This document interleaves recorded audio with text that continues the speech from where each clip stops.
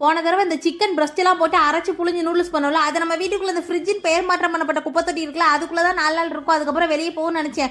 ஆனால் அது வச்ச செகண்ட்ல காலி ஆயிடுச்சு. அதனால இந்த தடவை ப்ரானை வச்சு அரைச்சி நூடுல்ஸ். எனக்கு என்ன ஒரு அதிக சந்தோஷம்னா, இந்த சிக்கன் ப்ரான் இப்படி நூடுல்ஸ் மாதிரி பண்ணி கொடுத்துட்டோம்னா இதுக்கு தோசை இட்லின்னு சைட் டிஷ்லாம் எதுவும் தேட வேணாம், இதே மெயின் டிஷ்ஷை வச்சு சாப்பிடலாம். ஆனால் போன தடவை இந்த சிக்கன் கார்ன்ஃபிளவர்லாம் போட்டு அரைச்சி எடுக்கும் போது அது தொட்டு பத்தலே நல்லா இதே மாதிரி கல் மாதிரி இருந்துச்சு. அது தண்ணியில் புளிஞ்சா வெந்து வந்துடும் நம்பிக்கை இருந்துச்சு.